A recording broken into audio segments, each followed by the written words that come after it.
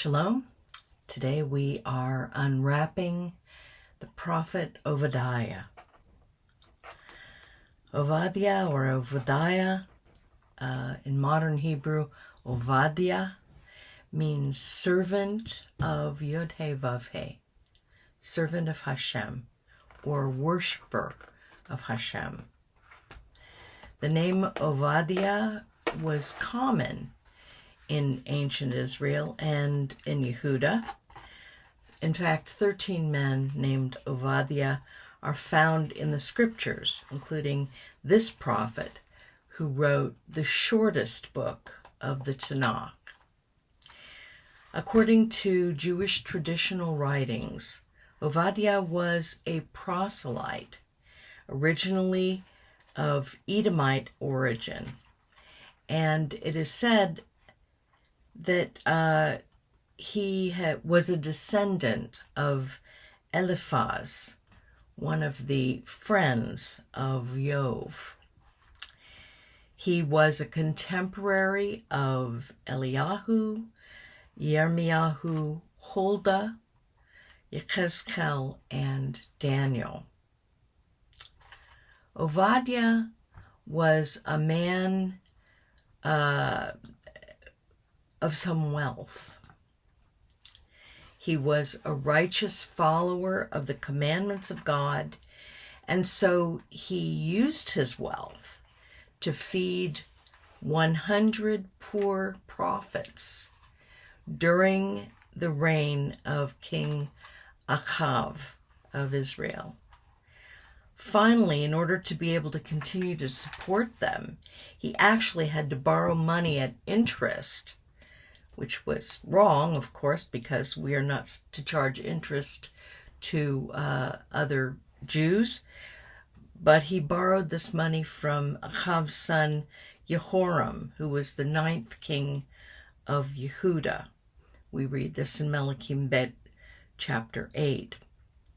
Ovad'yah was the overseer or the chief of staff of the household of the King Achav. Despite his position in Achav's household, an evil man, Ovad'yah remained a devout servant of God. He demonstrated, as Daniel did, that even among the wicked, even in a position where one is working with or working for a wicked person, one can show oneself righteous and can continue to serve God.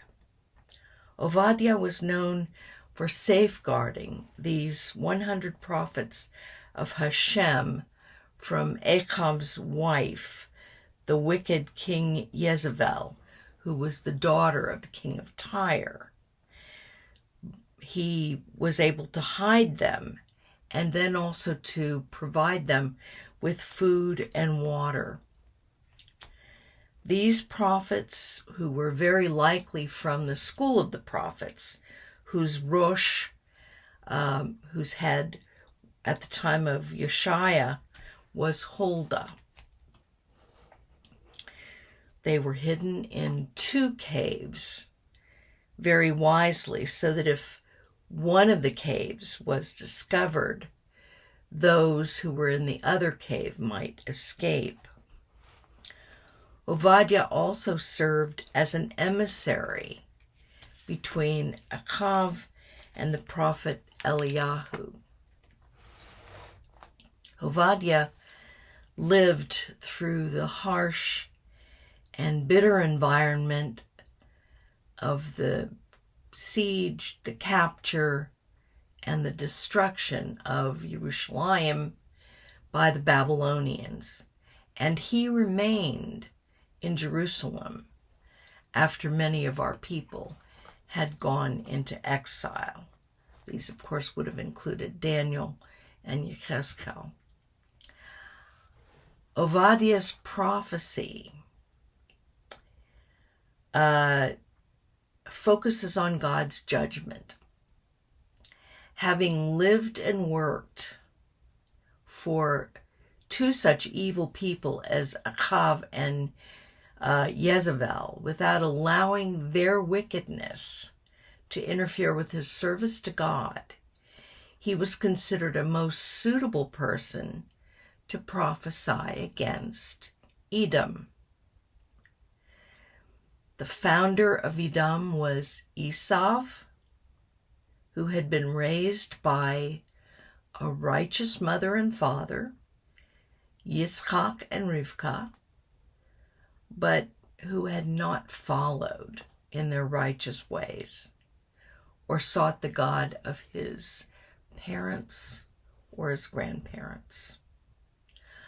Our sages say that Ovad'yah's fear of God was even higher than that of Abraham, and that if the house of Achav had been capable of being blessed, it would have been blessed for Ovad'yah's sake. Ovad'yah focuses on the judgment that God is going to bring on the Edomites for their part in destroying Jerusalem.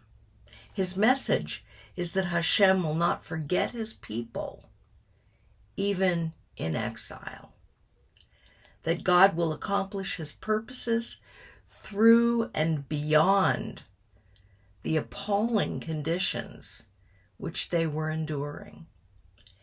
Some of Ovad'yah's words are similar to verses in Yirmiyahu 49, perhaps quoted as Yirmiyahu was writing his own oracle against Edom around the same time.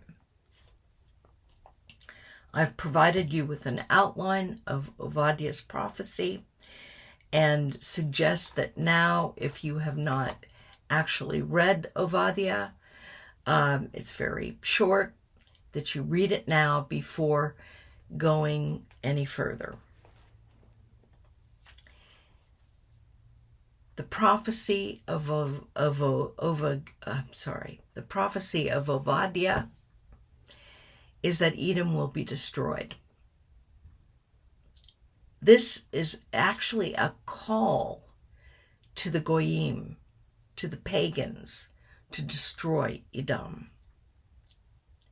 Vision is the word used to describe what Ovad'yah saw. This is also the word used by Yeshayahu and Micah and Nahum. And it suggests that the prophet had a visualization, mentally and spiritually. He saw, as well as hearing, what God communicated to him. As I've said, his name, which is not uncommon, means worshiper of Hashem. He received a direct communication from Hashem, identified as Adonai Elohim, meaning Sovereign Lord. This title established Hashem as ruler over all the nations.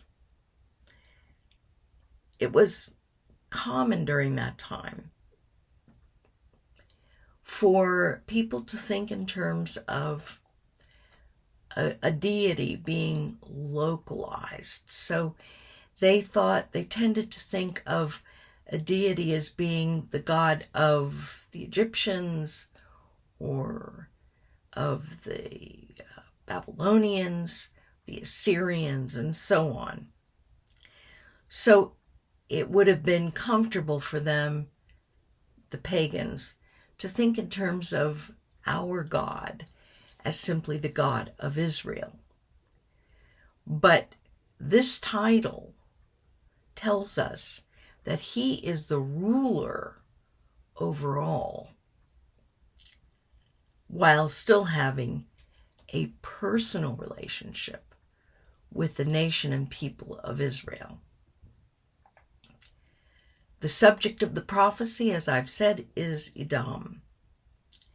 The nations are instructed to unite in humbling Edom.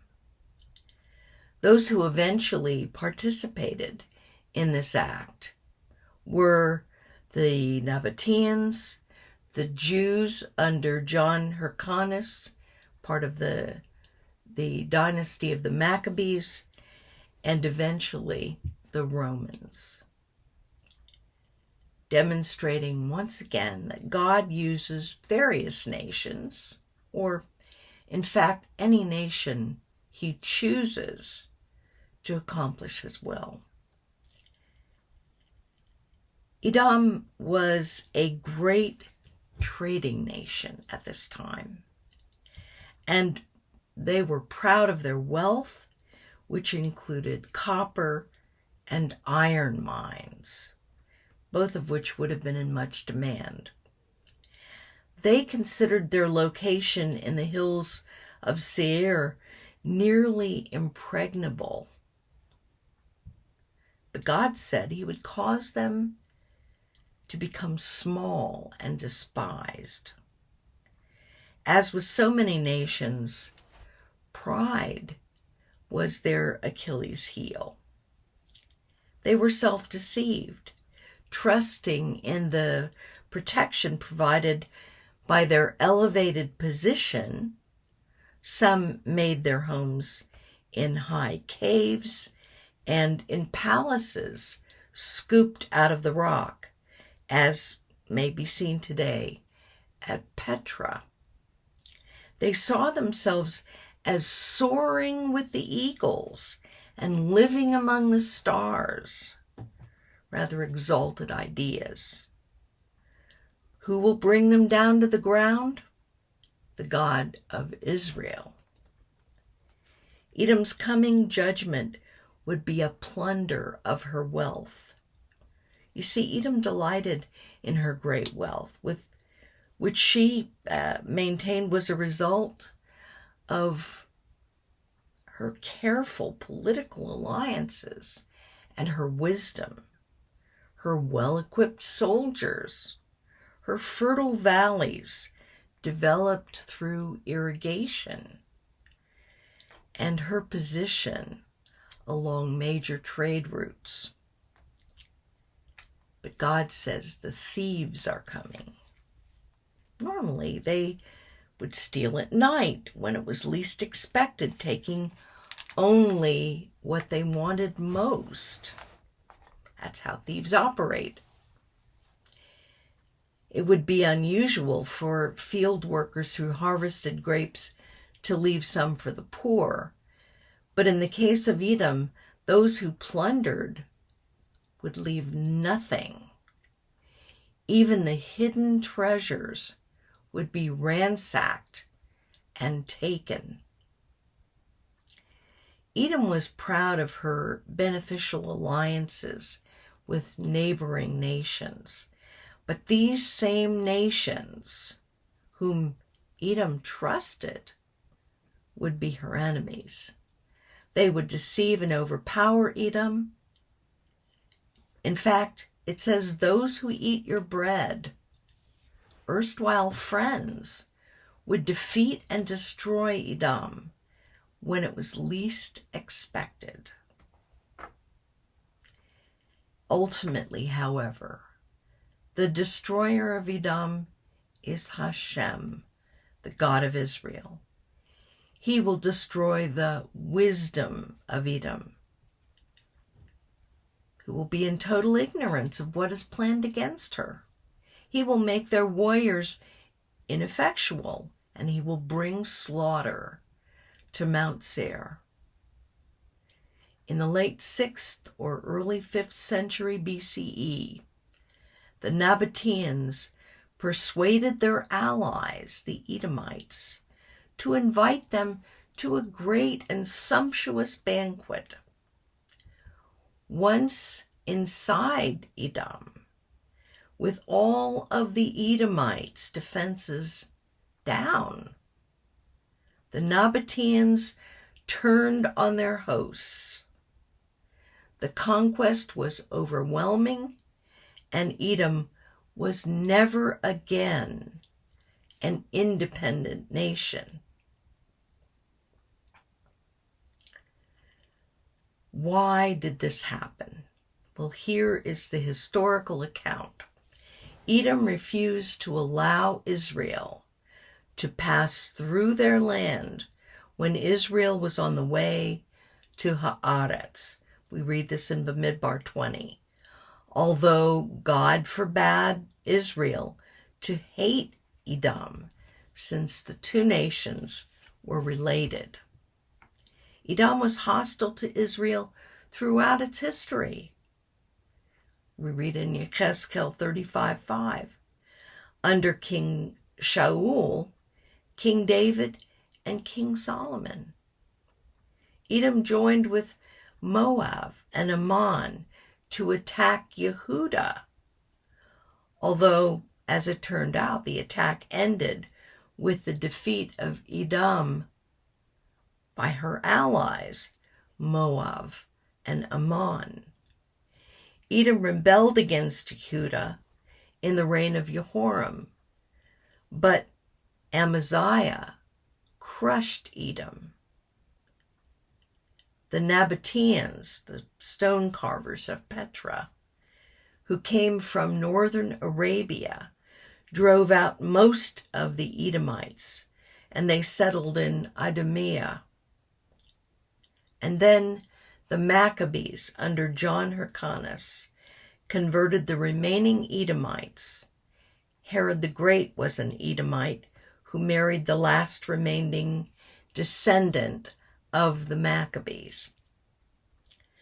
God says, for violence to Yaakov, Edom will be forever cut off. Edom will experience shame instead of pride. Her violence against Israel is a crime against a brother. When Yehudah was plundered, Edom was indifferent to her suffering, gloating over her distress, and even rejoicing in her destruction. When foreigners cast lots for Jerusalem's possessions, the Edomites looked down on Yehudah, boasting arrogantly and taking advantage of the disaster and the suffering of their kinsmen. In their arrogance, Edom took part in the looting of Jerusalem. They killed those who tried to escape and handed fugitives that they found to Yehudah's enemies.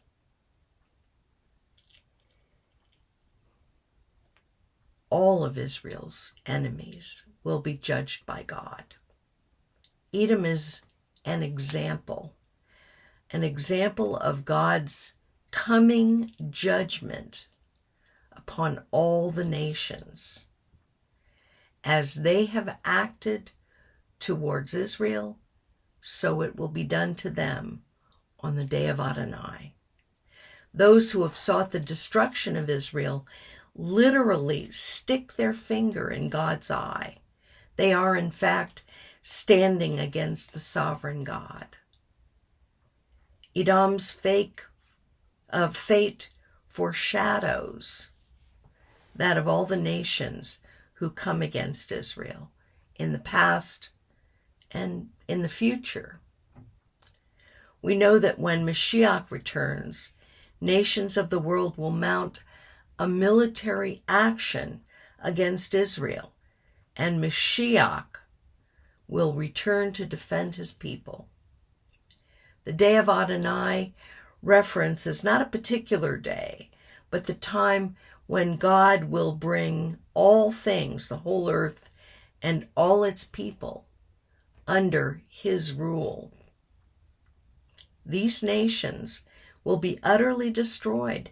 They will reap God's judgment, and they in turn will drink from the cup of God's retribution as they have taken part in Israel's destruction. Edom today, of course, is part of Jordan, largely desolate, as some of us saw when we went to Petra in 2011. Jordan, of course, is a gift from the British government to the Sheriff of Mecca, a particular family, and it's called the Hashemite Kingdom of Jordan, named for the king who came from Arabia, was brought by the British to have what is more than 75% of the land, the territory that Britain was overseeing. So the division of that land already had taken place in 1921 before the UN decided to divide what was left of it with Israel. Today there are no Edomites. It's as if they never existed.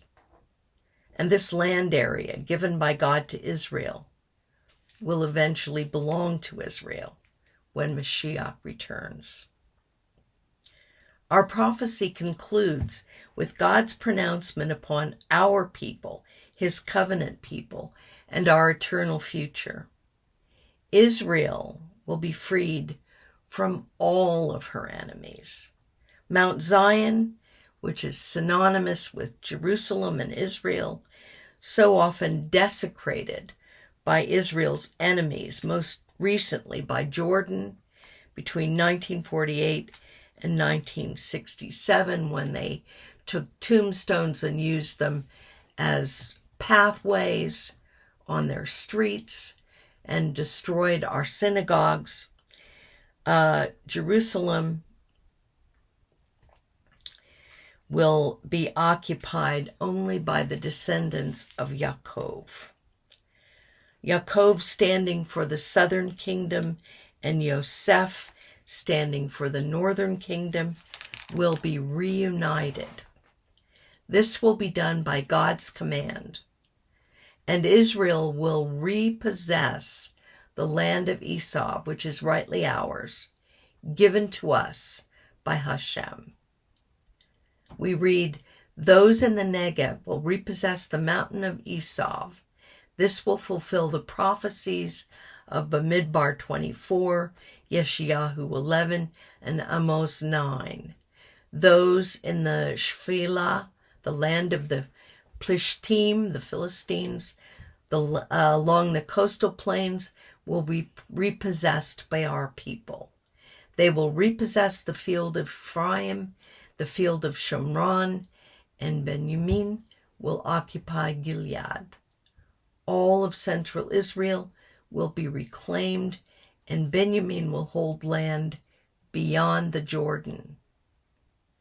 The exiles will return to their home and possess all the land promised by God to Abraham. The Kenaim, all of central Israel, Canaanite land, and Tzarfat, Sidon, including exiles from Sepharad. Sepharad is Spain, a reference to Sephardi Jews. They will spread over all the territory of the Edomites.